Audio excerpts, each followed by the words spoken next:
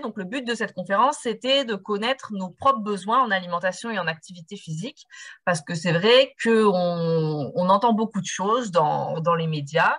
Par exemple, manger 5 fruits et légumes par jour, faire 10 000 pas par jour, ou tout un tas comme ça de recommandations, mais qui ne sont pas forcément toujours adaptées à nous. Ça va s'adresser à la plupart des personnes, mais pas forcément toujours ciblé pour nos propres besoins à nous. Alors, en principe, c'est quand même étudié pour, mais l'objectif de la conférence, c'était d'aller un peu plus en détail sur ce qui pourrait nous correspondre à chacun. Alors, bien sûr, on ne vous connaît pas, donc on ne va pas savoir vous précisément de combien de produits laitiers, par exemple, peut-être vous avez besoin, mais on va pouvoir vous aider, vous donner des pistes pour vous-même les définir. Donc, l'Institut qui s'occupe principalement de nous donner les recommandations sur l'alimentation et l'activité physique, ça va être le PNNS, donc c'est le Programme National Nutrition Santé, dont on ne connaît pas forcément le terme, le PNNS, mais dont on a entendu tous les slogans, donc comme par exemple, ne mange pas trop gras, trop sucré, trop salé. On les voit à chaque fois souvent dans les publicités. Et ce PNNS, donc, il va nous donner des repères. Alors, avant, ils disaient des recommandations. Maintenant, ils nous disent qu'ils donnent des repères pour être encore plus large. L'objectif, comme son nom l'indique, hein, c'est de donner des grandes tendances. Donc, il va dire, alors par exemple, pour l'exemple de 5 fruits et légumes par jour, il va donner le chiffre de 5. 5, c'est pas forcément le chiffre, c'est pas, si on sait pas, si à 23 heures, on n'a pas mangé nos 5 fruits et légumes par jour, on peut pas se coucher. C'était pour donner vraiment un ordre de grandeur, parce que dire beaucoup, il faut manger beaucoup de fruits et légumes par jour, c'est pas vraiment représentatif, parce que beaucoup, ça dépend des personnes. Pour Très relatif. certains, ils nous disent qu'ils ont mangé beaucoup de fruits et légumes par jour, qu'ils en mangent beaucoup, alors qu'ils ont mangé une banane il y a 3 jours, mais que pour eux, ça représente beaucoup. Donc, ça paraissait important de donner des chiffres comme ça pour quantifier le beaucoup un petit peu, pas souvent. Ces repères, ils sont donnés en fonction des tranches d'âge. Donc, il y a pour les enfants, pour les adultes, pour les seniors et pour les tout bébés aussi, donc à chaque moment de vie. Et bien sûr, comme on le disait en introduction, il faudra les adapter à chacun selon ses goûts. Alors, par exemple, s'il conseille de faire de la marche, mais que nous, on déteste la marche, on va du coup peut-être pas pratiquer la marche, on va peut-être pratiquer d'autres activités physiques. De même pour l'alimentation, ils disent de manger des légumes, mais si on déteste les légumes, ça va être compliqué de se forcer toute sa vie à manger des légumes, donc peut-être qu'on va pouvoir manger des fruits, par exemple, à la place. Il va falloir aussi l'adapter selon son mode de vie. Parce que, par exemple, faire 3 repas par jour, petit déjeuner, déjeuner, dîner, c'est pas forcément possible pour les personnes qui travaillent en 3-8, parce qu'elles travaillent de nuit, et donc du coup, elles n'ont pas les mêmes repas que les autres. Sur l'activité physique, Sarah, je ne sais pas si tu as un exemple à donner aussi. Moi, là, comme ça, il n'y en a pas un qui me vient particulièrement en tête, mais il va aussi falloir adapter l'activité physique au travail, hein. C'est souvent une des contraintes qui est donnée, le temps par rapport au travail, à la gestion des enfants et tout ça. Donc, il faudra... Pardon?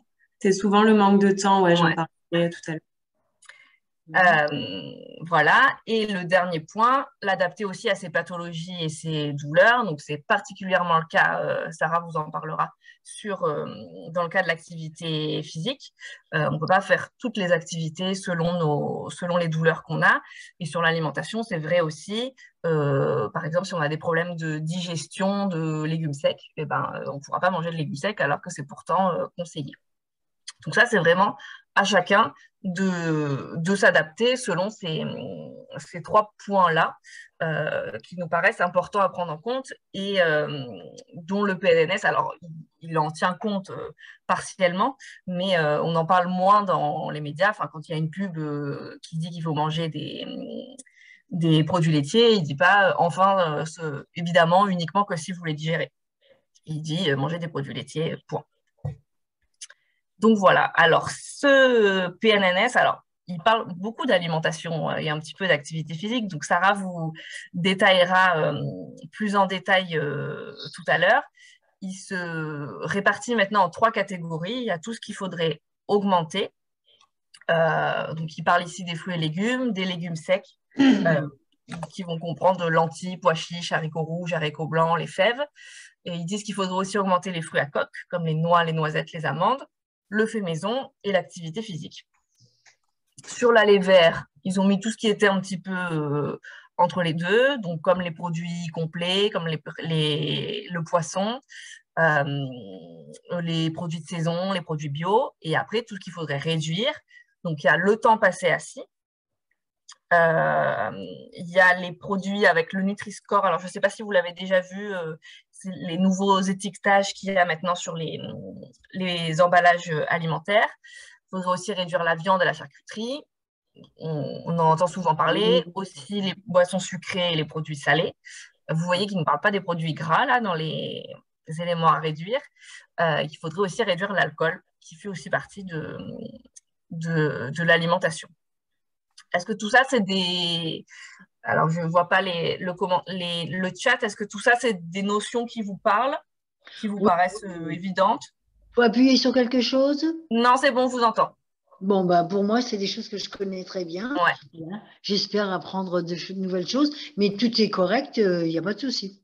Non, mais je n'apprends pas particulièrement quelque chose. Oui, voilà. Tout ça, c'est quand même des informations qu'on entend souvent. Le tout va être d'arriver à l'adapter à soi-même. Oui, tout à fait. Bon, c'est vrai que c'est des choses qui font partie des recommandations en général. Oui.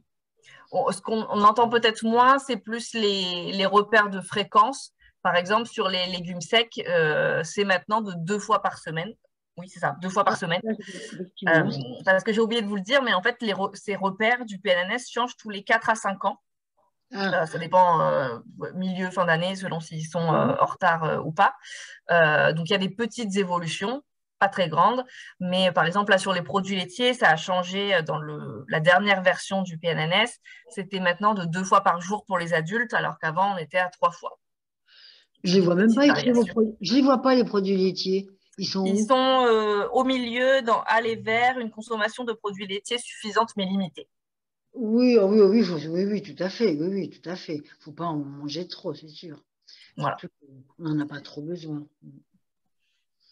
Ensuite, alors pour ce qui est de l'alimentation, comment savoir, une fois qu'on sait tout ça, comment l'adapter à nous, nos propres besoins, les besoins de notre corps. Alors en fait, l'équilibre alimentaire, ça va être un équilibre, comme son nom l'indique, entre les dépenses énergétiques et les apports. Donc du côté des apports, c'est assez évident, on va avoir les boissons et les aliments qui vont nous apporter, alors là j'ai parlé des apports énergétiques, parce qu'effectivement ils peuvent nous apporter des calories, mais ils vont aussi nous apporter des minéraux ou des vitamines. Par exemple, l'eau ne va pas apporter de calories, par contre elle va nous apporter du magnésium, du potassium, enfin tout un tas de minéraux dont nous avons besoin. Donc tout ça c'est les apports, et de l'autre côté, il va falloir les équilibrer avec les dépenses. Donc pour les dépenses, on a le classique dont on pense au premier abord, on a l'activité physique. Donc activité physique, alors Sarah, peut-être tu peux nous donner la définition maintenant, ou alors peut-être on la garde pour la suite, je ne sais plus si tu l'as prévu dans ton diaporama. Oui, je la donnerai tout à l'heure. Bon, alors, je garde le mystère pour le moment. L'activité physique. Donc c'est vraiment celle auquel on pense et dont on parle souvent parce qu'en fait c'est la seule sur laquelle on va vraiment pouvoir avoir un impact. Les autres, vous allez le voir, que les autres sources de dépenses, on ne peut pas avoir d'impact dessus, on ne le décide pas. On a alors la dépense énergétique de base, donc ça c'est autrement appelé le métabolisme, qui va varier selon les personnes, qui va varier selon le sexe. C'est la dépense, le métabolisme est plus élevé, on dépense plus quand on est un homme que quand on est une femme. Ça va dépendre aussi de la corpulence. Plus on est grand ou corpulent, plus on va dépenser d'énergie. Aussi parce que ça prend plus de temps au corps, c'est plus difficile pour aller d'un point A à un point B. Ça va dépendre de la musculature aussi. Plus on est musclé, plus le métabolisme va être développé. Et ça va dépendre aussi de l'âge. Avec l'âge, le métabolisme diminue. C'est pour ça que pour une personne donnée, même si elle mange exactement la même chose que ce qu'elle mangeait à 40 ans, pour la même activité physique, pour toutes les dépenses identiques, en mangeant exactement la même chose, elle peut prendre un petit peu de poids parce que son métabolisme diminue, on dépense moins d'énergie. Et d'ailleurs, on le sent, on a souvent moins faim. Donc voilà, ça va être les données chiffrées. Et ensuite, on va avoir tout un tas d'autres données qui peuvent influer sur le métabolisme. Il peut y avoir le stress, enfin tous les facteurs psychologiques. Il peut y avoir des médicaments, il peut y avoir des maladies, notamment quand on est malade. Quand on est malade, alors des grosses pathologies, on peut rentrer, on dit, en hypercatabolisme. Donc, c'est avoir son corps qui se met à dépenser beaucoup d'énergie pour combattre la maladie. Mais voilà, ça, c'est vraiment une donnée sur laquelle on ne peut pas jouer et qui est pourtant la source de dépense la plus importante du corps. Alors, encore une fois, elle dépend des personnes, mais si je vous donne un exemple pour quelqu'un comme moi, une femme de 30 ans, d'1,65 m à peu près, si je m'allonge sur une table, si je m'allonge là sur mon bureau, aujourd'hui, en plus, il fait une bonne température, il doit faire peut-être 21-22 degrés chez moi, donc je vais être bien, je ne vais pas avoir trop chaud, je ne vais pas avoir trop froid. Je m'allonge sur mon bureau sans rien faire. Je serai ligotée. En 24 heures, je vais dépenser à peu près 1200-1300 calories. Juste parce que mon corps vit, parce que mes poumons respirent, mon cœur bat, mes intestins digèrent, mon cerveau réfléchit, parce que quand même pendant 24 heures, je vais réfléchir un petit peu. Et tout ça, toute la vie qui est à l'intérieur de mon corps, va me faire dépenser quand même un certain nombre de calories. Donc ça explique aussi pourquoi il est important de manger même le soir, et manger suffisamment, même le soir. Parce que certes, le soir, a priori, on va se coucher et si on n'est pas du genre à beaucoup bouger la nuit, on ne va pas dépenser d'énergie, on ne va pas faire d'activité physique. Par contre, notre corps à l'intérieur, lui, va continuer de respirer jusqu'à preuve du contraire. Notre cœur va continuer de battre, etc. Donc, il va continuer de dépenser un certain nombre de calories. Donc ça, c'est un élément à prendre en compte. Et autre point qui va nous faire dépenser de l'énergie, c'est la thermorégulation. Je vous disais tout à l'heure qu'aujourd'hui, il faisait une bonne température. Donc, ce n'est pas quand on a chaud qu'on va dépenser de l'énergie, mais c'est plutôt quand on a froid. Quand on a chaud, c'est de l'eau qui va s'éliminer. Mais dès qu'on boit, on le récupère. Par contre, quand on a froid, là, on va dépenser des calories en ayant des frissons, en ayant tous nos petits poils qui se hérissent. Tout ça, ça nous fait dépenser de l'énergie. Moins maintenant, parce qu'on a quand même des pulls, des maisons, des chauffages, mais ça nous fait quand même une certaine dépense d'énergie.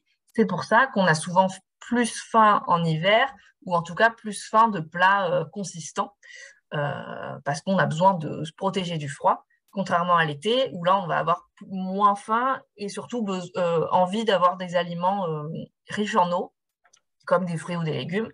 C'est pas que parce que les fruits et légumes d'été sont bons, c'est aussi parce que on a besoin d'eau et on va trouver de l'eau à l'intérieur de ces fruits et légumes.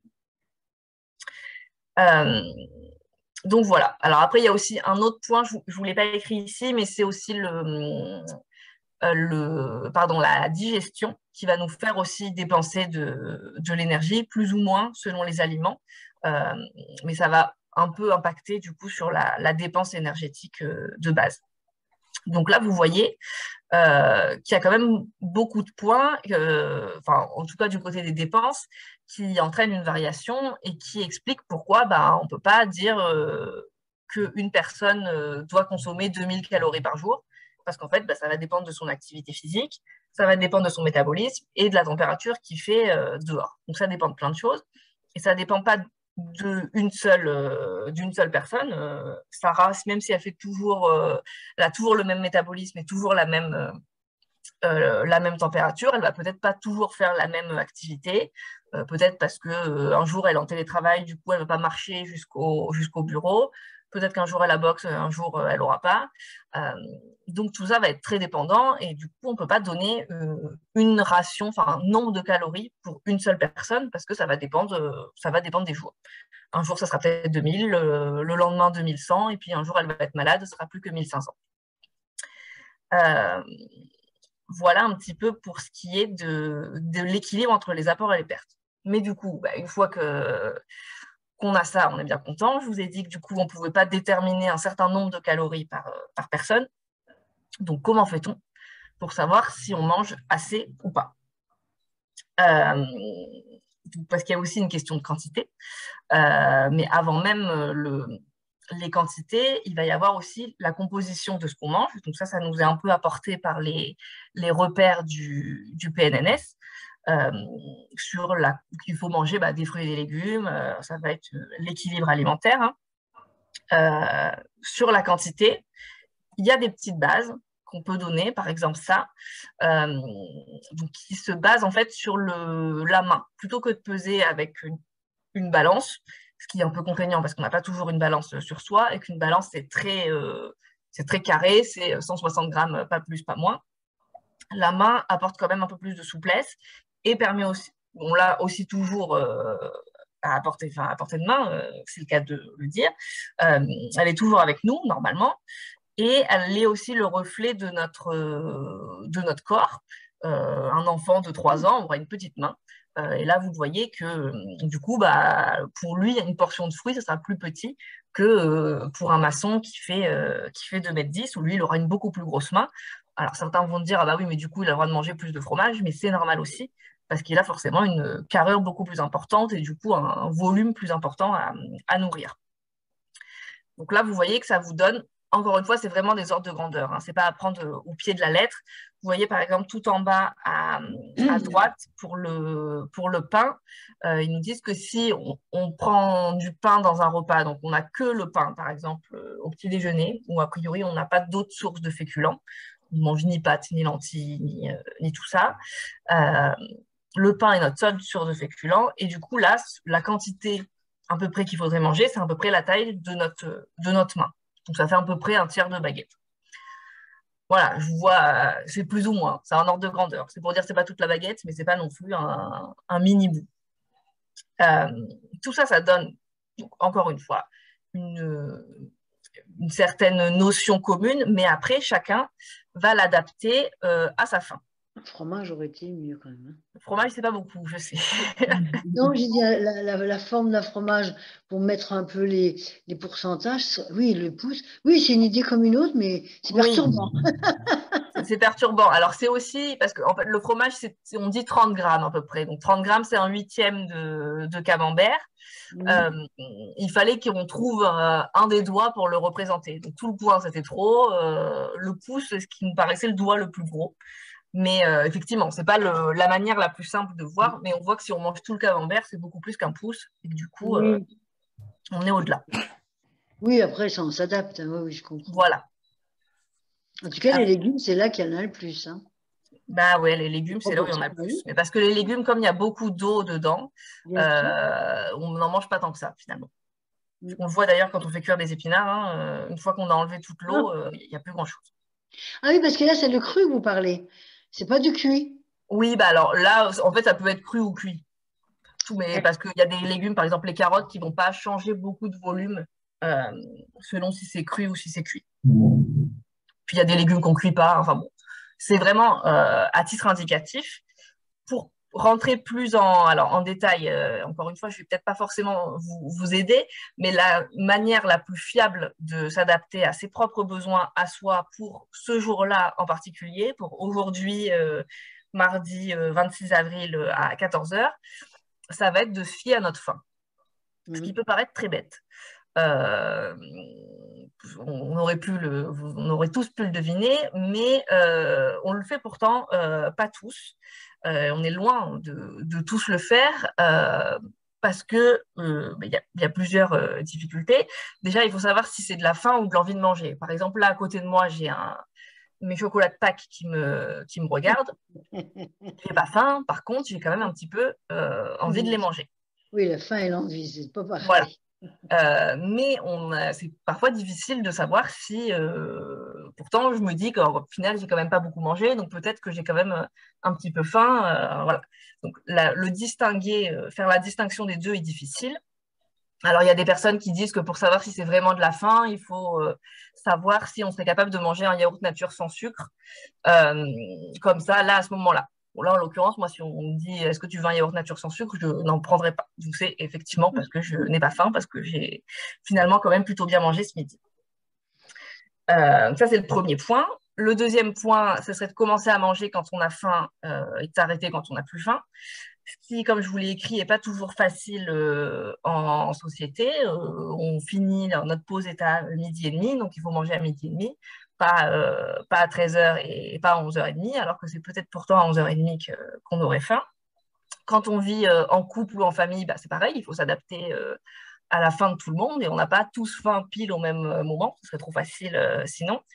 Et puis s'arrêter quand on n'a plus faim, et ben, si on nous fait un plat, on est invité, on n'a peut-être plus faim dès l'entrée parce qu'on a bien mangé à l'apéro. Et pour autant, on va quand même manger le plat pour faire plaisir parce que la personne s'est décarcassée en cuisine tout l'après-midi. Donc quand même, on va manger un petit peu. Et puis qu'on n'a pas envie de gaspiller. Et puis il y a tout un tas de choses qui font que voilà. Du coup, c'est pas forcément facile d'écouter sa faim. Alors, on a une télé peut-être qui est en route. Savoir hier. Voilà, on va enlever le son. Voilà. Je suis désolée, je vous ai désactivé le son parce qu'on entendait des bruits derrière vous.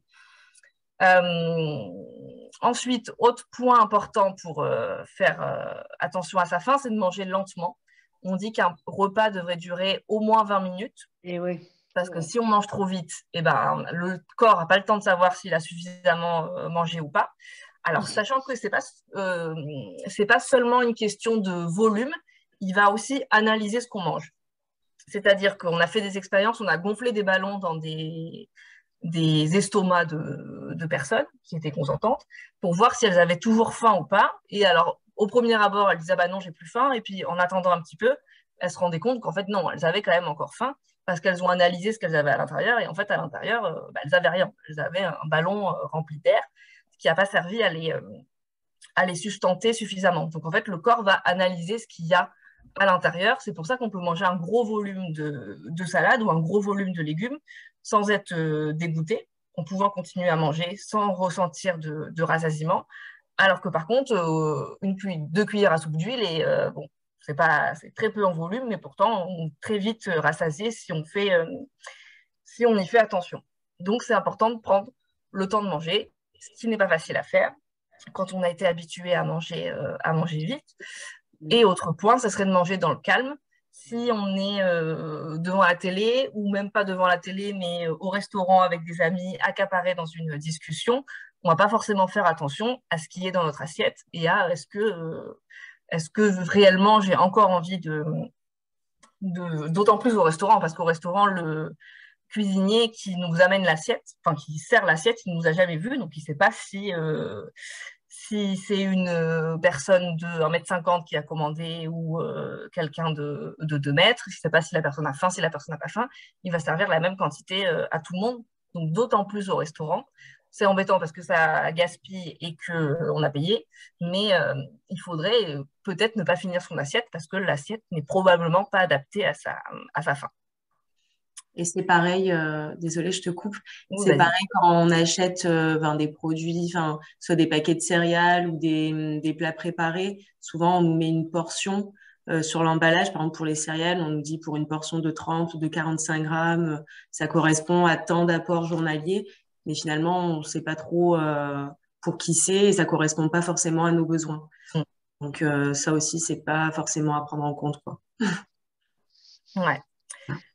Exactement. Donc, en fait, c'est vraiment notre corps qui, lui, va nous dire c'est bon, j'ai assez mangé. Et peut-être que d'habitude, je vous disais tout à l'heure la portion de pain là, qui était d'à peu près un tiers de baguette pour le matin. Il y a peut-être des jours où ça va être très bien. Et puis des jours où, en fait, on n'a pas faim du tout parce qu'on est malade ou parce que la veille, on a fait un repas de Noël et qui, du coup, on l'a toujours sur l'estomac. Et donc, des jours où ça sera trop et des jours où ça sera peut-être pas assez parce que la veille, on n'a pas mangé parce qu'on n'avait rien dans le frigo. Et du coup, on va avoir très, très faim. Donc, c'est vraiment la faim C'est un relatif. élément important à prendre en compte, mais qui est loin d'être facile à prendre en compte. Alors, je fais une petite aparté là, c'est sur la partie alimentation. Sur la soif, par contre, c'est différent pour les boissons. L'eau, il faudrait la boire même sans soif, parce que la soif, c'est le signal que nous envoie notre corps pour nous dire qu'il est déshydraté. Donc, si on a soif, c'est déjà trop tard, on est déjà déshydraté. Donc, il faudrait toujours boire sans soif, mais par contre, manger, il faudrait attendre d'avoir faim. Donc, je vous disais que la faim n'est pas forcément facile à déterminer. Donc, je vous ai mis là plusieurs définitions. Donc, il nous dit que la faim, c'est les sensations provoquées par la privation de nourriture qui incitent l'homme ou l'animal, parce qu'il y a aussi des animaux qui ont faim, à rechercher des aliments. Et en ingérant la nourriture, la faim va disparaître. Alors, la satiété et le rassasiement, là, c'est deux notions assez proches, mais un peu différentes. La satiété, c'est la sensation physique de faim qui va disparaître, alors que le rassasiement, ça va être plus sensoriel et ça va être sur un aliment en particulier. Euh, Par exemple, des fois, on dit aux enfants, ah, bah, si tu ne manges pas tes légumes, tu n'auras pas de dessert. Mais il peut ne plus avoir faim pour les légumes ou ne plus avoir faim pour la viande, mais par contre avoir encore faim pour le fruit. Parce que notre corps nous dit aussi ce qu'il faut qu'il mange. Euh, il peut nous dire, par exemple, quand on est carencé en fer, si on y fait attention, il peut nous amener vers des aliments un peu plus riches en fer. Comme quand on est déshydraté, il va nous amener spontanément vers des aliments riches en eau. Donc, qu'est-ce qui compose l'assiette est aussi important. Et des fois, on a des envies en particulier de certains aliments. Et ce n'est pas forcément un caprice que nous fait notre cerveau, ça peut être un vrai besoin qu'il a. C'est le cas notamment, alors ce qui n'est pas forcément un besoin physique, mais du chocolat ou de tous les produits sucrés dont notre corps n'a lui-même pas besoin. Il n'y a rien dans du chocolat ou si on ne mange pas de chocolat, on va être carencé. En revanche, s'il nous demande du plaisir, le plaisir qu'auraient la plupart des personnes, en tout cas en mangeant un carreau de chocolat, et lui donner une pomme à la place d'un carreau de chocolat ne va pas résoudre son envie, et on aura toujours envie de manger du chocolat après avoir mangé la pomme. Donc des fois, il vaut mieux manger le chocolat plutôt que la pomme. Et justement, alors, belle transition. Le problème quand on écoute sa faim, c'est qu'on ne peut pas toujours la différencier de nos envies de manger et qu'on a aussi le grignotage et les envies compulsives qui peuvent un peu entraver notre envie d'écouter notre corps. Mais il faut savoir qu'elles sont quand même là pour une raison. Si on reprend l'envie de chocolat, ça peut être, moi, parce que je les ai là sous le nez, mais peut-être que si je m'étais mis des fraises sous le nez, j'aurais aussi envie de les manger. Ça peut être dû aux émotions, qui peuvent être négatives ou positives, mais par exemple, pendant le confinement, on a peut-être eu plus envie de manger du chocolat que d'autres fois. Peut-être parce qu'on était stressé, mais peut-être aussi parce qu'on s'ennuyait. L'ennui peut être aussi une cause de grignotage. Donc, il faut voir à quel moment nos envies de certains aliments ou de grignotage interviennent. Ça peut aussi être dû tout simplement à la faim. Il y a des personnes qui, par exemple, ne mangent pas de féculents ou peu, ou n'en mangent pas le midi, par exemple, et du coup vont avoir des fringales, des envies de sucre d'un coup à 15 ou 16 heures. C'est parce qu'en fait, elles n'ont pas suffisamment de sucre lent dans le corps. Et pour pallier à ça, le corps nous demande du sucre rapide parce qu'il sait que si on est à deux doigts de faire une hypoglycémie, c'est pas avec un plat de pâtes que ça va résoudre le problème. Il nous faut du sucre disponible là, maintenant, tout de suite. Donc, la faim peut aussi entraîner des envies de grignotage, mais ça peut aussi être un problème de santé ou certains médicaments qui peuvent nous donner plus envie de manger que d'autres moments.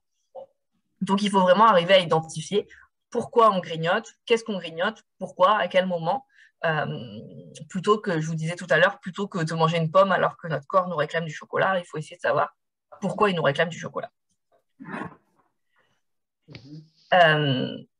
Et pour finir, on a ce que nous, on aurait envie de manger. Par exemple, les fraises. Il y a des gens qui adorent les fraises, mais qui ont des problèmes d'intestin qui font qu'ils ne peuvent pas en manger parce que sinon, les petits grains des fraises vont aller se loger dans leurs intestins. Il y a des gens qui adorent le fromage, mais qui ne digèrent pas les produits laitiers issus de lait de vache, par exemple. Donc, pour ça, malheureusement, on peut rien y faire. Donc, ce que je vous mettais, c'est que les recommandations de 5 fruits et légumes par jour, par exemple, sont valables pour 95% de la population, mais tout le monde est différent. Donc, si on en vient à supprimer un groupe d'aliments ou un aliment parce qu'on ne le digère pas ou ne le tolère pas ou qu'on n'a pas envie de le manger, ça peut être aussi par conviction, hein. Je pense par exemple aux personnes qui suppriment la consommation de viande et ou de poisson. Nos conseils, ça va être de supprimer ou diminuer un seul aliment ou groupe d'aliments à la fois. Par exemple, on reçoit des fois des personnes qui disent que elles avaient mal au ventre, elles étaient tout le temps ballonnées, le soir c'était une catastrophe, elles n'arrivaient pas à dormir, elles avaient mal au ventre, etc., etc. Et qu'ils ont arrêté le gluten, les produits laitiers et le sucre tout en même temps. Et que depuis ça va mieux.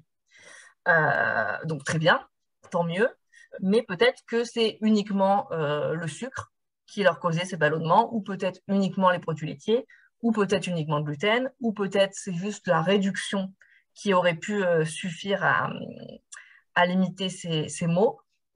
Donc le conseil, c'est plutôt de diminuer ou de supprimer un aliment à chaque fois, à la fois, et si on veut les supprimer, il faut peut-être aussi essayer dans un premier temps de les diminuer dans un premier temps. C'est le cas notamment pour les produits laitiers. Beaucoup de gens en ce moment arrêtent de consommer des produits laitiers parce qu'il y a une controverse sur les produits laitiers. Le mieux est quand même de d'abord les diminuer pour voir si déjà rien qu'en diminuant, il n'y a pas une amélioration. Si on diminue ou supprime un aliment ou groupe d'aliments, il va falloir voir avec son médecin pour faire des analyses sanguines régulières ou un peu plus régulières pour vérifier que tout se passe bien au niveau du corps, parce que l'homme est normalement omnivore, donc est censé manger de tout. Et si on lui supprime des aliments, il se peut que du coup, il y ait des carences, notamment si on ne digère par exemple pas bien les fibres et que du coup, on supprime les fruits et les légumes. Il va falloir vérifier qu'il n'y ait pas peut-être des complémentations à faire. Justement, en parlant des compléments alimentaires, je vous l'ai mis qu'il n'était pas conseillé de les prendre en automédication parce que ça reste des médicaments, même s'ils sont en vente libre, ça reste des médicaments avec dedans des excipients et que s'ils ne sont pas nécessaires, si on n'a pas de carence en fer, ça ne sert à rien de prendre des cachets de fer, par exemple. Donc voilà, vraiment vérifier avec son médecin. Et les effets, ils peuvent être là si on supprime ou qu'on diminue un aliment. S'ils sont là, on n'a pas de données pour savoir si c'est un effet placebo ou si c'est des réels effets. Parce que des fois, on se dit, tiens, je dois être intolérant au gluten parce que j'ai une de mes copines qui est intolérante au gluten. Donc, on se met à arrêter le gluten et on se sent mieux. On n'a pas vraiment de l'info si c'est des réels bienfaits ou si c'est un effet placebo. Je pense que peu importe, du moment qu'on se sent mieux, c'est tout l'intérêt, même si c'est placebo, après tout, on se sent mieux. Donc voilà, autant continuer, mais dans la mesure où on continue de voir avec son médecin pour vérifier que tout se passe bien au niveau de notre corps et de l'intérieur de notre corps, parce que des fois, à l'extérieur, tout va bien, et à l'intérieur, ça va un petit peu moins bien. Donc voilà, pour la partie, il me semble, oui, c'est ça. Pour la partie sur l'alimentation. Alors, je vois qu'il y a un message. Au bout de combien de temps on observe une amélioration? Alors, ça dépend. Ça dépend des produits, ça dépend des personnes, ça dépend de pourquoi on a arrêté, ça dépend de si la consommation était très importante et si on passe... alors, pour l'exemple des produits laitiers, alors moi, les personnes qui m'ont rapporté avoir eu des bienfaits, c'était des personnes qui avaient avant une très grosse consommation de produits laitiers et qui sont passées à une consommation nulle. Donc, qui mangeait, par exemple, la dernière fois, elle me disait qu'elle mangeait 8 yaourts par jour, 6 ou 8, je ne sais plus. Et donc, forcément, elle ne se sentait pas bien. Alors, pas forcément la faute des produits laitiers, mais peut-être juste la faute de l'excès de produits laitiers. Donc là, en arrêtant soudainement, elle s'est sentie mieux. En une semaine, elle a vu des améliorations. Mais peut-être que juste en passant à un yaourt ou 2 yaourts par jour, ça aurait suffi. Après, par contre, les résultats peuvent être un peu plus longs à observer. Et puis, des fois, on peut avoir des améliorations pendant quelques jours, et puis après, ça repart. Donc là, il faut vraiment se tester, voir sur la durée. Ce que je conseille, si des personnes ont des ballonnements, des maux de tête, des nausées, des diarrhées, enfin des problèmes de digestion et qu'ils pensent que c'est dû à l'alimentation, c'est de noter sur une feuille absolument tout ce qu'on mange et ce qu'on boit et de noter en face comment on s'est senti pour essayer de voir à quoi c'est dû. Par exemple, c'est pas forcément dû au pain, mais c'est peut-être dû, enfin au gluten qu'il y a dans le pain, c'est peut-être dû au fromage qu'on a mis sur ce pain. C'est pas forcément lié à l'alimentation, enfin à l'aliment qu'on suspecte. Donc voilà. Et je vois pas d'autres. J'ai un peu débordé sur ma partie, Sarah. Alors, je te laisse prendre la suite. Et puis, si vous avez des questions, n'hésitez pas dans les commentaires, j'y répondrai. Merci, merci. Alors, du coup, pour la partie activité physique, donc un peu comme on a vu pour l'alimentation, on va essayer de voir un petit peu les repères en fonction des tranches d'âge et des populations. On va également parler un petit peu de quelle activité physique faire en fonction de ses capacités, ses besoins, comment rester motivé, etc. Et puis, je vais vous donner la définition de l'activité physique. Est-ce que tu peux passer?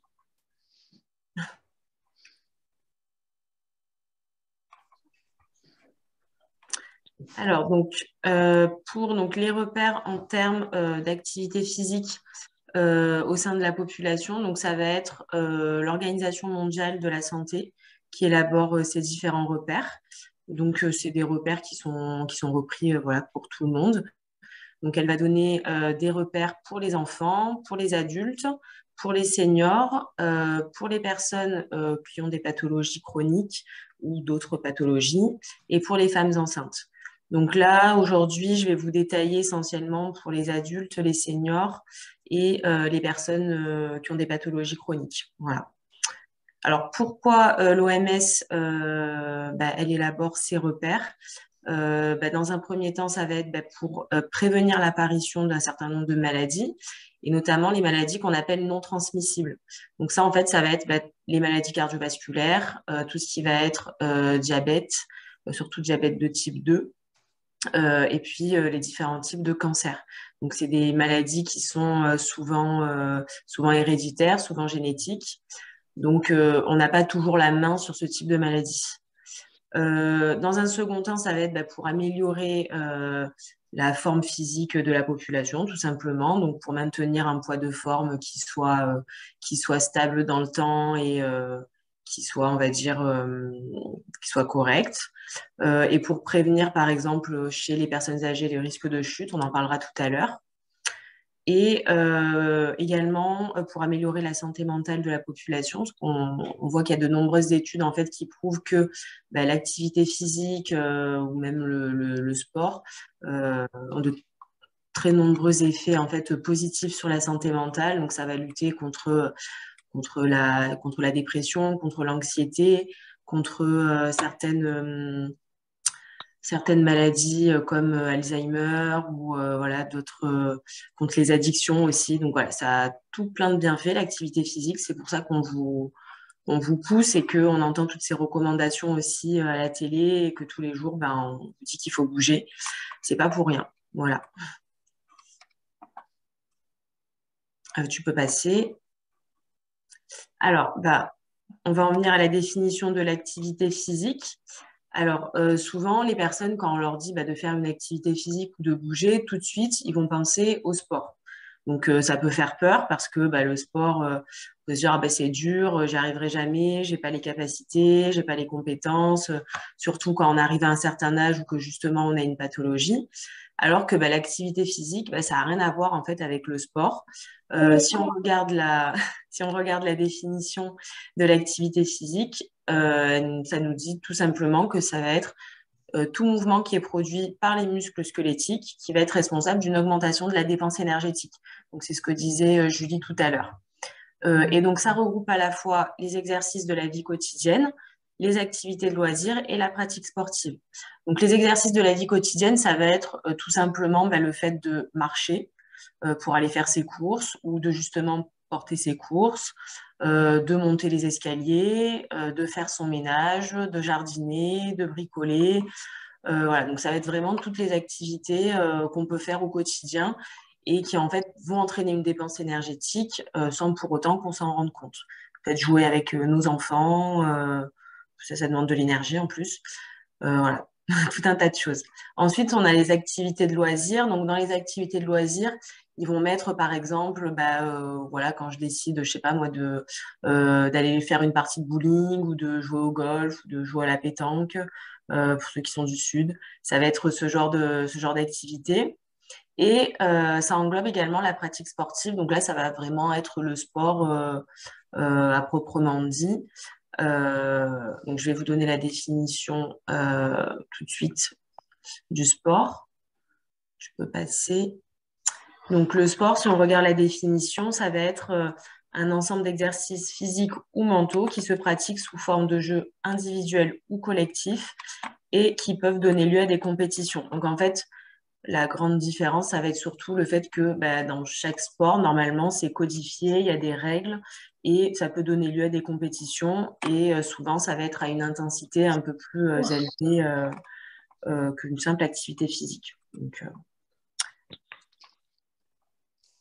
alors, les repères en termes d'activité physique chez les adultes, donc chez les 18-64 ans.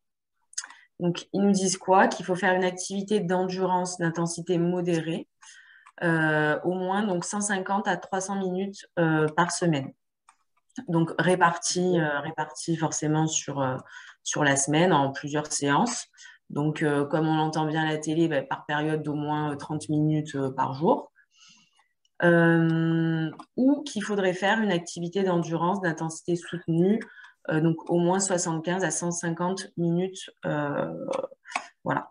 Donc, soit on fait une intensité modérée un peu plus longtemps, soit une intensité un peu plus soutenue, mais un peu moins longtemps. Du renforcement musculaire au moins 2 fois par semaine, donc pour prévenir la perte de masse musculaire essentiellement, et de limiter le temps passé assis, donc la sédentarité. Et par exemple, ça va être limiter la sédentarité. C'est vrai que maintenant, on est de plus en plus sédentaire. La plupart des personnes, elles ont une voiture ou une moto, ou elles prennent les transports en commun. Et finalement, on marche de moins en moins. Pour les personnes actives, souvent, on a un travail qui est un travail de bureau, donc on est aussi sédentaire la majeure partie de la journée. Donc, voilà, d'où l'intérêt de cette recommandation. Hop, je peux passer. Alors, les recommandations en termes d'activité physique chez les personnes âgées, donc c'est considère les personnes âgées à partir de 65 ans et plus. Donc là, ça va être à peu près les mêmes recommandations. Pardon? Ils n'ont pas fait de différence. Hein. Non, il n'y a pas tellement de différence. Même 65, 75, 85, c'est pas pareil. Hein. Ouais, après, l'intensité, de toute façon, on met l'intensité qu'on peut mettre, mais voilà, il faut quand même bouger de toute façon à n'importe quel âge. Hein. Bon. Ils ont rajouté, par contre, de rajouter en fait des activités qui permettent de travailler l'équilibre et de prévenir le risque de chute, au moins 3 fois par semaine. Pourquoi? Ah oui. Excusez-moi, ils auraient pu préciser quelle est l'activité qui permet de travailler sur l'équilibre et les risques de chute. Alors ça, après, oui, ils auraient pu le mettre. Alors, je ne sais pas si... Donnez un exemple ou deux, au moins. Alors, les activités qui vont permettre de travailler l'équilibre. Maintenant, vous avez même des programmes qui sont proposés par justement des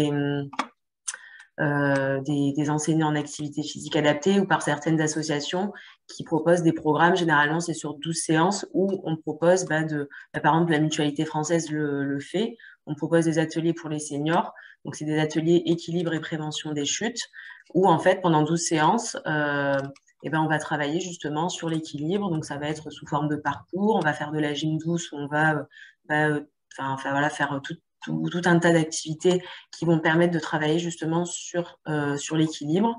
On va apprendre à se relever suite à une chute, par exemple. Pourquoi? Parce qu'en fait, avec l'âge, le risque de chute, il augmente chez les seniors. D'ailleurs, c'est l'une des premières causes de mortalité chez les seniors. Je crois que c'est à peu près 2 millions de personnes qui meurent chaque année des suites d'une chute. Parce que généralement, en fait, on chute. Donc, c'est pas la chute en elle-même qui va faire qu'on va mourir immédiatement, hein, mais souvent, voilà, on va se faire une fracture et puis voilà, donc on va bouger de moins en moins, on va devenir dépendant et puis ensuite, voilà. Généralement, après, on va voir tout à l'heure hein, le cercle vicieux en fait quand on chute. Mais voilà, c'est quelque chose qui est très important chez les seniors et c'est pour ça en fait qu'ils l'ont mis là dans les recommandations. Donc voilà. Oui, c'est vrai qu'ils auraient pu le mettre à un lien pour savoir où aller les trouver. Ça peut être des activités qu'on peut apprendre et après faire chez soi. Et ça, je trouve que ça manque un peu comment dire, de détails. Ouais, vous voyez, d'exemples ou de liens ou quelque chose. Parce que ça m'intéresserait. Je trouve que ça m'intéresserait. En fait, vous avez tout un tas d'activités où vous allez travailler l'équipe. De toute façon, dans n'importe quelle activité, par exemple, monter les escaliers, ça demande de l'équilibre parce que il faut engager tout un tas de muscles. Il faut être coordonné. Vous avez la danse, par exemple. Je sais pas si vous aimez la danse, mais la danse, pareil, il y a l'équilibre qui est mis en jeu. Donc dans toutes les activités, même au quotidien, voilà. Après, voilà, si vraiment vous cherchez dans toutes les activités, de toute façon, on va avoir l'équilibre qui va rentrer en jeu, mais après, vous pouvez trouver des programmes qui vont être vraiment axés sur cet équilibre. Voilà. D'accord, j'ai marqué, merci. Et voilà, le dernier point, limiter le temps de sédentarité. Ça, c'est pareil que chez les adultes. J'en profite, Sarah. Alors, pour toutes les personnes qui sont présentes ici, si vous êtes de région PACA, oui. La Mutualité française propose des ateliers. Alors, c'est pour les personnes à partir de 60 ans sur la prévention des chutes, justement, pour préserver l'équilibre. Donc, c'est en 12 séances et c'est des ateliers qui sont financés par l'Agence régionale de santé ou par les conférences des financeurs. Donc, vous n'avez rien à avancer. On en a dans quasiment toutes les villes de la région et on en a aussi sur l'alimentation. Donc là, cette fois, ça se passe en 6 séances avec une diététicienne, c'est des ateliers de groupe et les deux sont financés dans la majeure partie des communes de la région. Donc, si vous êtes intéressé, vous pouvez soit vous m'envoyer un mail, vous devez l'avoir quand je vous ai envoyé le lien de connexion. En me donnant votre ville de résidence et comme ça je peux vous envoyer voilà, c'est valable pour toutes les personnes qui sont présentes à la conférence, qui nous écoutent, comme ça je vous envoie les infos des ateliers prévus au plus proche de votre commune et ça vous permet d'aller un peu plus loin que là la conférence qui ne dure qu'1 heure, donc voilà. Merci beaucoup, ça c'est une information très pratique, merci beaucoup, je vais vous envoyer un mail. Ça marche. Merci Julie. Alors là, justement, je vous ai mis, ça concerne principalement les seniors, je vous ai mis le cercle vicieux, en fait, suite à une chute. Donc, en fait, ce qui se passe généralement, ce qu'on observe, c'est que la personne, elle va chuter. Donc, cette chute, forcément, elle va entraîner une baisse de confiance en soi. Pourquoi? Parce que généralement, on se dit, pourquoi j'ai chuté? Avant, je chutais pas. Je suis en train de pas perdre mes capacités physiques, etc. Donc, cette perte de confiance en soi, elle va entraîner la peur de chuter de nouveau. Donc, et on sait bien que plus on a peur de quelque chose et plus on va y aller. Donc, la personne qui a peur de chuter, en fait, elle va se mettre inconsciemment à baisser les activités physiques qu'elle faisait auparavant dans son quotidien. Donc, peut-être qu'elle va un petit peu moins sortir parce qu'elle va avoir peur au cas où, je sais pas, il y a des obstacles dans la rue. Voilà, des fois sur les trottoirs vous avez des obstacles, ça peut être très gênant et très dangereux même pour n'importe qui, pas que les seniors. Oui, tout à fait. Voilà, donc la personne du coup elle va diminuer ses activités physiques. Ce qui va se passer, c'est que vu qu'elle bouge de moins en moins, eh ben, elle va perdre de la masse musculaire. On sait déjà que naturellement, en fait, avec l'âge, on a un phénomène naturel qui s'appelle la sarcopénie, donc qui est la perte de masse musculaire. Et ça arrive, donc c'est physiologique, hein, on y passera tous. Ça arrive avec l'âge, c'est normal. Donc, cette masse musculaire, il faut l'entretenir. Donc, c'est pour ça qu'on recommande également de faire du renforcement musculaire. Donc, si la personne, elle bouge de moins en moins, bah, ça va accentuer en fait cette perte de masse musculaire et également sa mobilité. Moins on bouge, plus on va avoir du mal à bouger au niveau articulaire, tout ça, on va peut-être un peu plus un petit peu plus raide. Donc tout ça, ça va faire que on va avoir une baisse en fait finalement un petit peu prématurée des capacités physiques. Donc, on va avoir de plus en plus peur de chuter parce qu'on va plus se sentir capable, moins en forme peut-être. Et donc, du coup, cette peur de chuter qui augmente va entraîner la chute. Et là, on est dans ce cercle vicieux.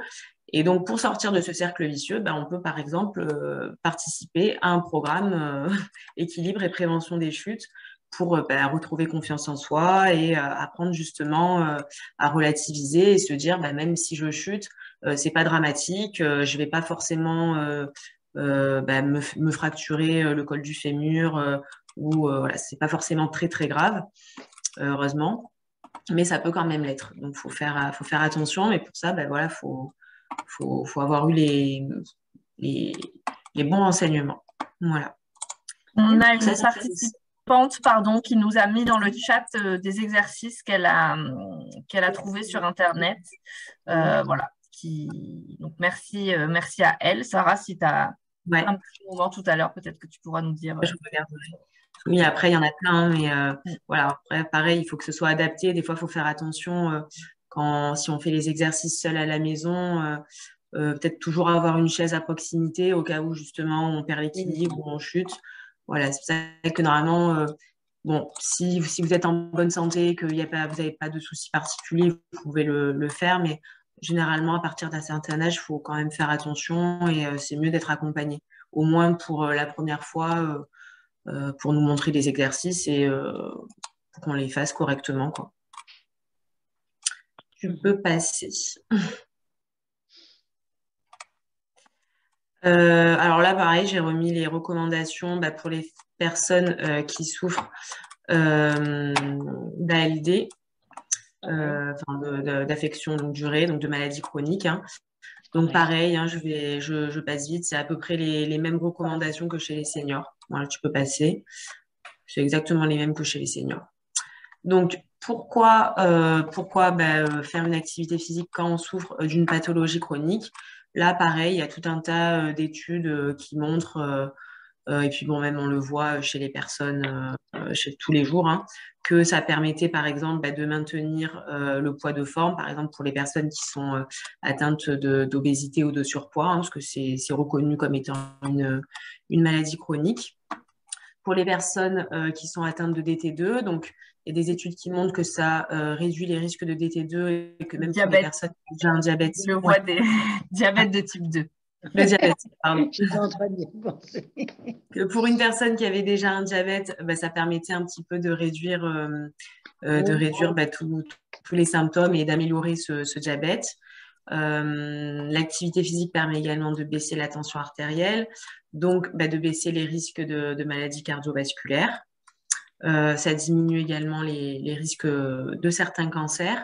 Pour les personnes qui ont déjà un cancer, ça a été prouvé que ça réduisait considérablement l'état de fatigue de la personne. Donc, bien sûr, c'est toujours une activité qui est adaptée à la personne. Hein. Et pour les personnes, par exemple, qui vont avoir Alzheimer ou autre, ça a été prouvé qu'il y avait une baisse des risques de démence. Et voilà, donc également pour tout ce qui est... voilà. Et puis on a vu, je vous l'ai dit un petit peu au début, pour tout ce qui est aussi santé mentale, ça a plein de bienfaits au niveau psychologique. Tout ça, c'est plus à démontrer. Donc voilà. Alors, comment choisir l'activité physique qui me convient le mieux? Donc là, c'est des petites choses que je vous ai mis. La première des choses, déjà, j'ai envie de dire, c'est de choisir une activité qui me plaît. Et un petit peu comme tout à l'heure disait Julie sur les voilà, différents régimes, tout ça, pas forcément choisir une activité parce que c'est à la mode ou parce que la copine fait ça. Par exemple, moi, si je déteste aller nager, je vais pas me forcer à aller nager parce qu'on m'a dit que c'était bien et parce que ma copine voilà, va nager tous les jours. Peut-être que moi, j'adore marcher en forêt. Alors, c'est top, je peux aller marcher, je prends ma paire de baskets. Maintenant, il y a même la marche nordique aussi qui est très bien. Donc voilà, c'est vraiment essayer de choisir quelque chose qui nous fait envie, parce qu'en fait, il n'y a que comme ça qu'on va rester motivé. Et des fois, c'est vrai qu'il y a la motivation qui rentre en jeu pour l'activité physique, on n'est pas toujours motivé. Et le fait de faire quelque chose qui vraiment nous anime de l'intérieur, ça peut être bien. Il y a la question, voilà, pratiquer une activité physique qui soit adaptée à mes capacités physiques. Donc, par exemple, si je suis en obésité et que on sait très bien que les personnes obèses, voilà, tout ce qui va être activité physique ou sport à impact, c'est pas très recommandé parce qu'il y a trop de charges, trop de tension au niveau des genoux, etc.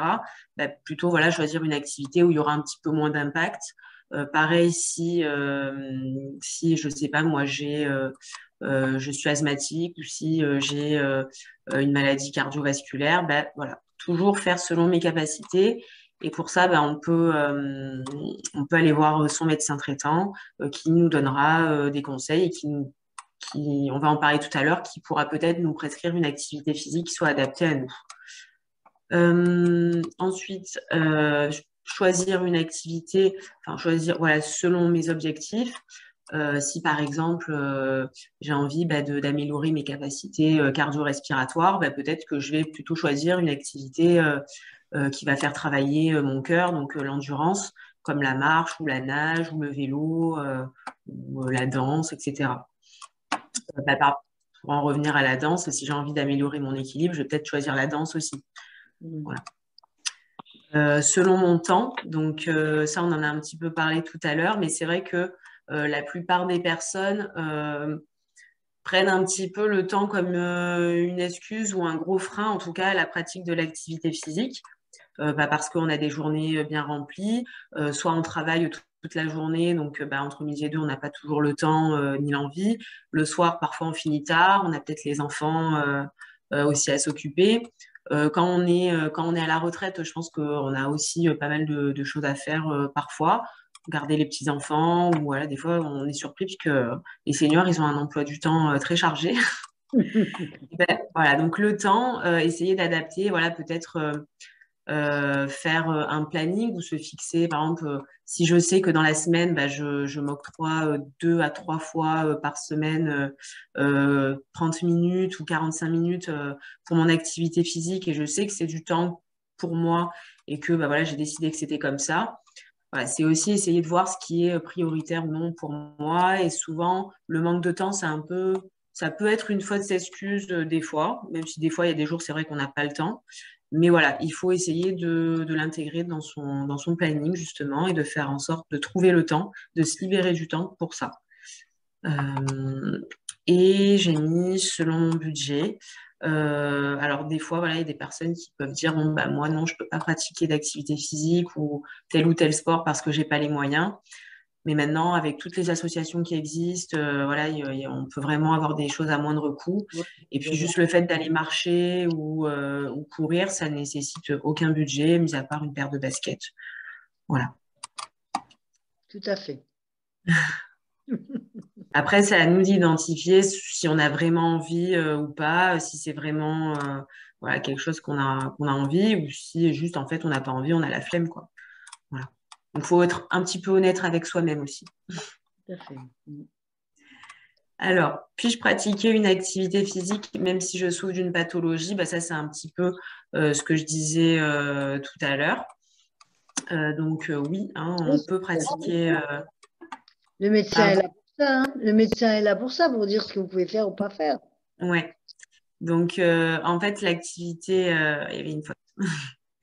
L'activité physique, elle sera quasiment jamais déconseillée parce qu'elle aura toujours des bénéfices même si c'est une activité physique de faible intensité, on pourra toujours adapter.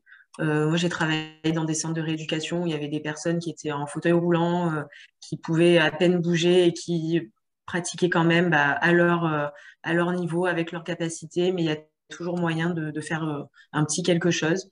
Et ça fait toujours du bien, ne serait-ce qu'au mental. Donc, le tout, en fait, c'est que l'activité, elle soit adaptée aux capacités de la personne. Tu peux passer, Julie. Qu'elle soit donc adaptée aux capacités de la personne, ça, je l'ai déjà dit, à la pathologie. Donc, ça, c'est le médecin traitant qui va pouvoir vous prescrire une activité physique adaptée. Il y a une loi qui est passée en 2016 sur la prescription de l'activité physique adaptée. Donc adaptée parce qu'elle doit être en fait, elle doit être ensuite, c'est un enseignant d'activité physique adaptée qui doit prendre en charge la personne. Et tu peux passer, Julie, sur la loi, voilà, sur le sport sur ordonnance en fait. Donc voilà, donc ça a été, le décret il date du 1er mars 2017, mais ça avait été, c'est en 2016 qu'ils ont commencé à en parler. Donc, qui dit que dans le cadre du parcours de soins des patients atteints d'une affection de longue durée, le médecin traitant, il peut prescrire une activité physique adaptée à la pathologie, aux capacités physiques et au risque médical du patient. Donc ça, alors c'est pas encore remboursé par l'assurance maladie malheureusement, mais il y a certaines mutuelles qui remboursent déjà. Il y en a pas beaucoup. Je ne me rappelle plus celle qui rembourse. Le nom de la mutuelle qui rembourse. Il y en a très peu. Mais voilà, ça peut. Après, il faut voir aussi, il y a certaines communes qui ont des aides sur ça. Donc, peut-être voilà, se renseigner auprès de sa commune aussi, ça peut être bien. Voilà. Donc, ça, c'était pour le sport sur ordonnance. Et pour finir, donc j'en ai un petit peu parlé déjà tout à l'heure, mais comment me motiver ou rester motivé pour pratiquer une activité physique ou une pratique sportive, pratiquer déjà quelque chose qui vous procure du plaisir, quelque chose qui nous plaît, parce que sinon, on va vite s'enlacer, on va en avoir vite marre, on va le faire un mois ou deux et ensuite on va arrêter. Si vous êtes quelqu'un qui se lasse vite, justement, diversifiez vos pratiques, essayez plusieurs choses, ça sera toujours bien, voilà. Et il existe tellement de choses maintenant que vous avez l'embarras du choix. Pour se motiver ou rester motivé, on peut par exemple pratiquer en groupe avec un ami. Donc, on peut s'inscrire dans un club, dans une association. Maintenant, voilà, il y en a plein qui proposent tout un tas d'activités différentes. Aller marcher ou aller nager avec un ami. Ou on peut également faire appel, là, si on a les moyens, à un coach sportif ou un éducateur spécialisé. Voilà, vraiment qui s'adapte à nous et qui nous motive au quotidien. On peut également tenir un carnet de route pour évaluer ses progrès. On peut dire, voilà, ça peut peut-être nous permettre de voir que il y a un mois, j'arrivais à marcher ou à courir 20 ou 25 minutes et aujourd'hui, je suis capable de tenir peut-être 40 ou 45 minutes. Et ça, ça peut être motivant parce que c'est vrai que des fois, on a l'impression qu'on ne progresse pas. On ne voit pas forcément les résultats parce que maintenant, on a tendance à tout voir très vite. On veut les résultats rapidement. Mais en fait, ça prend du temps. Le corps, il a besoin de s'adapter. Et en fait, il n'y a que vraiment... en fait, il faut que ça rentre dans nos habitudes. Il faut le faire tous les jours. Et il n'y a que comme ça, en fait, qu'on va se rendre compte. Alors, peut-être que ça va prendre du temps, mais les résultats, on va les voir sur la durée. Et surtout, par exemple, si on a un objectif de perte de poids, on va perdre du poids progressivement et ensuite, on va pouvoir maintenir un poids de forme correct. Peut-être aussi toujours garder à l'esprit les effets bénéfiques de l'activité physique sur le corps et l'esprit. Donc, on le voit, des fois, on n'a pas envie de pratiquer une activité l'activité physique, on n'est pas motivé, mais bon, bah, si on se met un petit coup de pied aux fesses, une fois qu'on l'a fait, souvent on est content. Après, on se sent bien, on se sent détendu, on a l'impression, voilà, ce sentiment un peu de s'être accompli. Donc voilà, ça le garder à l'esprit. Tous les bienfaits, que ce soit au niveau, voilà, même du mental ou du physique ou en prévention des maladies, comme je l'ai dit tout à l'heure. Et aussi, bah, voilà, se fixer des objectifs réalistes, avancer à son rythme. On est tous différents, donc il faut pas trop se mettre de pression. Et puis, si j'ai jamais pratiqué d'activité physique, eh ben, commencer progressivement et petit à petit, bah, on peut passer de une ou deux séances à 3, 4 séances par semaine. Et voilà, l'essentiel, c'est de tenir sur la durée. Ça, faut pas l'oublier. Voilà. Je ne sais pas si vous avez des questions. On a un petit peu dépassé déjà. Non, il y a beaucoup de réponses ont été données. C'est vrai qu'au contraire, ça donne encore plus envie d'y aller. Ouais, bon, bah, tant mieux si j'ai réussi à vous motiver. Ah bah moi, oui, oui, oui, non, mais là, j'ai qu'une hâte, c'est d'aller marcher. Je marche beaucoup et j'aime beaucoup. Des fois, effectivement, comme vous dites, des fois, la motivation n'est pas là, mais Elle vient. il y a un bien-être qu'on a après la marche et que vous avez raison, il faut se le rappeler. Il faut se rappeler ce bien-être qu'on a et y aller, quoi. Moi, je suis Ouais. quelqu'un qui bouge quand même pas mal, mais voilà. Non, non, c'était très intéressant. C'est même s'il y a des choses qu'on sait, il est bon de se les entendre. Il y a beaucoup de choses que je savais, mais pas tout à fait, et d'autres, et surtout le sentiment de les réentendre, que ça fait du bien, ça resitue, quoi. Hein. Très bien. Non, non, D'accord. c'est très bien. Merci. De rien. Je sais pas s'il y a d'autres questions. Je vous joins pour ceux qui sont encore là dans la discussion un petit questionnaire de satisfaction de quelques questions. Oui. Merci à tous d'avoir participé. Donc, il y avait une question sur les produits laitiers de vache. Donc, comme je répondais dans le commentaire, c'est tout à fait possible d'enlever les produits laitiers à base de lait de vache, étant donné qu'il reste encore tous les autres produits laitiers à base d'autres laits qui contiennent aussi les mêmes bienfaits. Donc, ça posera pas de problème. Voilà, c'est tout à fait possible. Oui, puis en diététique, pour du calcium, il y a autre chose aussi que les produits laitiers. Il n'y a pas que les Oui, produits oui. laitiers du calcium. C'est pour ça que ça pose pas problème. Non. Le mieux étant d'avoir une alimentation la plus diversifiée possible, comme pour l'activité physique, hein, même si la marche, c'est une activité très complète, le mieux, c'est de pratiquer le plus d'activités, enfin j'imagine, hein, Sarah. On s'en rend compte des fois quand on fait une activité qu'on pratique pas du tout, on se dit oh là là, je me suis découvert des muscles à des endroits que je ne pensais pas exister. C'est bien qu'on ne doit pas travailler tous les muscles tout le temps. Et surtout, essayer d'avoir une activité où on va un peu plus travailler le cœur, une activité où on va un peu plus travailler le renforcement musculaire, une activité où on va travailler l'équilibre, pour que ce soit complet en fait. Voilà. Pour que comme Oui, ça. c'est sûr, c'est sûr. Mais c'est vrai qu'il manque un peu d'informations sur des activités pour justement les seniors, hein, j'en fais partie, j'ai 67 ans, pour justement travailler sur tous ces besoins qu'on peut avoir à notre âge. Et c'est pour ça que ça m'intéressait d'avoir des informations sur les activités pour l'équilibre et les risques de chute. Vous êtes dans quelle ville, madame? J'habite près de Carpentras. Je suis à Malmort du Comtat. Je suis près de Carpentras. Donc, oui, donc on aura des activités proches de Carpentras. Je vous envoie un mail. Très bien. Merci beaucoup à vous deux. Vous êtes très aimables. Très bien. Merci à tous. Et on vous souhaite une bonne après-midi. N'hésitez pas à vous inscrire aux autres conférences que nous organisons. Alors, la prochaine n'aura pas vraiment de rapport avec l'alimentation. Elle sera sur les produits en milieu festif, comme le gaz hilarant, le poppers, enfin, pas beaucoup de rapport avec l'alimentation. Et celle du mois de juin sera sur la santé environnementale, sur les perturbateurs endocriniens, qu'on peut retrouver notamment dans l'alimentation ou pendant nos marches, si on marche à côté de l'autoroute. Si vous me permettez, je voulais juste vous dire ce qui manque un peu dans la diététique en général. C'est pour ça que je ne vais pas voir une diététicienne. c'est la qualité, c'est le travail sur la qualité des produits et sur la nutrition plus détaillée des éléments qu'on a besoin, certains aliments, certaines vitamines, certains oligo-éléments et tout ça. Ça, je pense que c'est important. Et la qualité de la nutrition.